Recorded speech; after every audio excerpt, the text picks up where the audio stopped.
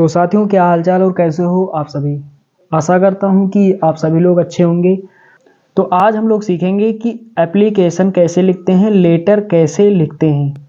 दोस्तों, board exam में 4 number के लिए एक प्रश्न आता है। वहां पर आपको या तो लेटर लिखना होता है या फिर एप्लीकेशन लिखना होता है। यहाँ पर हम एप्लीकेशन लिखने जा रहे हैं। आप लेटर या एप्लीकेशन कुछ भी बोर्ड एग्जाम में लिख सकते हैं, दोनों में किसी एक को लिख सकते हैं। और मेरा सुझाव होगा कि आप एप्लीकेशन बोर्ड एग्जाम में लिखें। तो साथियों, सबसे पहले सब्जेक्ट पढ़ते हैं। यहाँ पर क्या है, यानी किस चीज़ पर ये एप्लीकेशन है। तो यहाँ पर लिखा हुआ है राइट एन एप्लीकेशन। राइट जिसका मतलब है लिखिए एक एप्लीकेशन टू योर प्रिंसिपल, अपने प्रिंसिपल को, फॉर लीव, छुट्टी के लिए। तो साथियों, सबसे पहले हम क्या लिखते हैं, यहाँ पर आपको थोड़ा ध्यान देना पड़ेगा। तो सबसे पहले हम यहाँ पर लिखते हैं टू। ऊपर यहाँ पर लिखते हैं टू। टू का मतलब क्या होता है, को, यानी आप किसको ये एप्लीकेशन दे रहे हैं। तो यहाँ पर लिखा हुआ है प्रिंसिपल, तो यहाँ पर आप प्रिंसिपल को ये एप्लीकेशन लिख रहे हैं। तो यहाँ पर नीचे क्या लिखेंगे, ऊपर टू लिख देंगे, इसके बाद यहाँ पर लिखेंगे द, उसके बाद principal, principal, to the principal.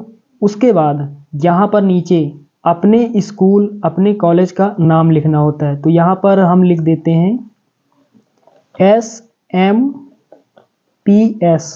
यहाँ पर आपको शॉर्टकट में लिखना होता है SMPS। उसके बाद इंटर कॉलेज, इंटर कॉलेज।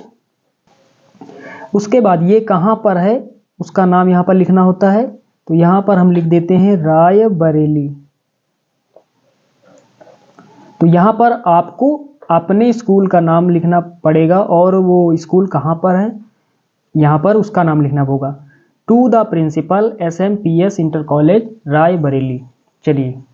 चलिए इतना आप सभी समझ गए। उसके बाद यहाँ पर लिखेंगे सर। सर लिखेंगे या फिर मैडम। तो यहाँ पर सर अकेले लिख सकते हैं या फिर सर या मैडम दोनों यहाँ पर लिख सकते हैं। उसके बाद यहाँ पर आगे नहीं लिखना है, नीचे लाइन, नीचे इसके जस्ट नीचे आपको लिखना है मोस्ट रिस्पेक्टफुली। यहाँ पर क्या लिखना है, मोस्ट रिस्पेक्टफुली।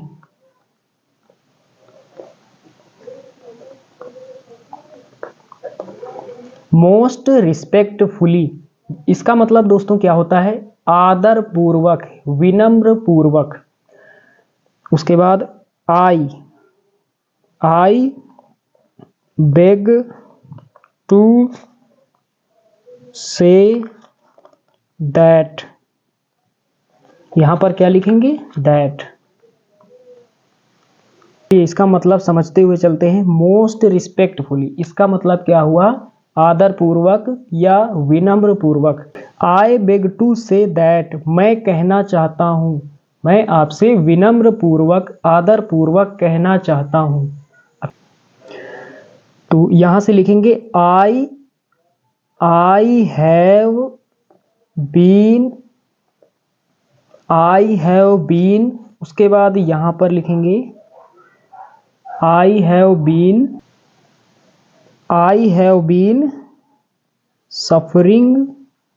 यहां पर क्या लिखेंगे, suffering. I have been suffering from. उसके बाद यहां पर fever. I have been suffering from fever.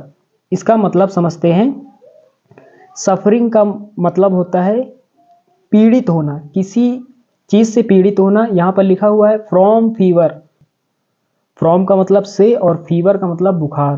तो साथियों, हमने क्या लिखा, I have been suffering from fever. उसके बाद यहां पर लिखेंगे since last night. Since last night.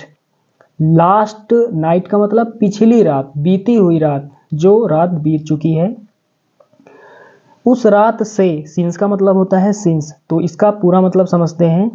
I have been suffering from fever since last night. इसका हिंदी अर्थ ये हुआ, मैं पिछली रात से बुखार से पीड़ित रहा हूँ। मैं पिछली रात से बुखार से पीड़ित रहा हूँ। इतना आप समझ गए होंगे। उसके बाद यहाँ पर फुल स्टॉप लगाएंगे। यहाँ पर क्या लगाएंगे? Full stop. आगे थोड़ा और लिखेंगे। यहाँ पर अभी बात जो है वो पूरी नहीं हुई, अभी और हमें थोड़ा लिखना पड़ेगा। उसके बाद क्या लिखेंगे? सो का मतलब क्या होता है? इसलिए। सो आई एम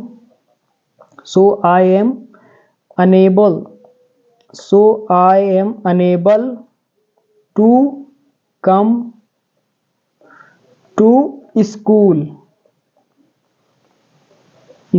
या फिर कॉलेज। इसलिए आई एम अनेबल, मैं असमर्थ हूँ, टू कम आने में, टू स्कूल आने में, कॉलेज आने में मैं असमर्थ हूँ। तो यहाँ पर छुट्टी के लिए हम लिख रहे हैं और यहाँ पर हमने लिखा कि स्कूल आने में असमर्थ हूँ। तो यहाँ पर कितने दिन की छुट्टी चाहिए, कितने से कितने दिन तक स्कूल आने में असमर्थ हूँ। तो यहाँ पर लिख देते हैं 6th, यहाँ पर लिखते हैं 6th मार्च टू 9th मार्च।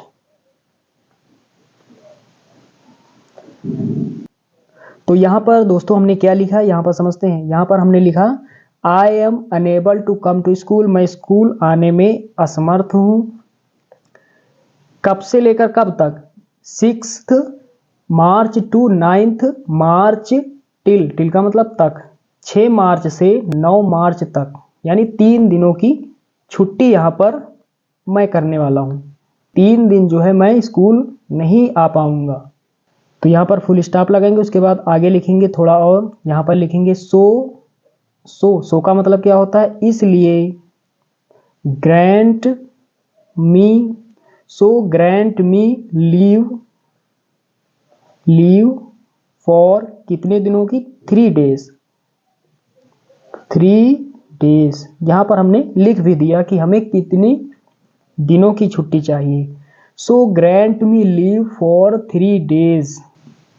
इसका मतलब ये हुआ, इसलिए मुझे 3 दिनों की छुट्टी देने की कृपा करें। इसलिए मुझे 3 दिनों की छुट्टी देने की कृपा करें। बाद फिर फुल स्टॉप लगाएंगे और यहाँ पर लिखेंगे, यहाँ पर क्या लिखेंगे? जैसे हम हिंदी में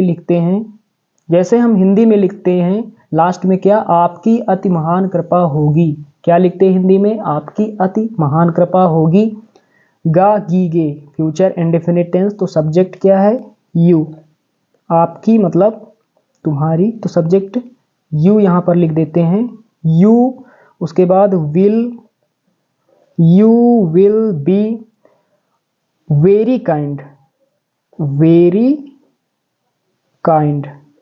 आपकी अति महान कृपा होगी। उसके बाद यहाँ पर फुल स्टॉप लगाएंगे। चलिए अब थोड़ा नीचे यहाँ पर क्या लिखेंगे? यहाँ पर थोड़ा साइड में लिखना होता है। यहाँ पर लिखेंगे योर ओबेडिएंटली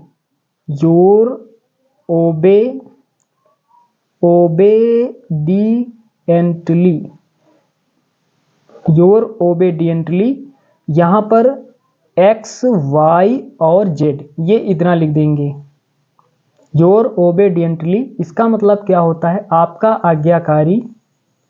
यहाँ पर बगल में स्टूडेंट लिख सकते हैं। योर ओबेडिएंटली स्टूडेंट, आपका आज्ञाकारी छात्र या फिर शिष्य। क्या लिखेंगे यहाँ पर? XYZ। बस इतना आपको लिखना है और आपको पूरे नंबर 4 के 4 यहाँ पर मिल जाएंगे। चलिए दोस्तों, मिलते हैं अगले वीडियो में। तब तक के लिए जय हिंद।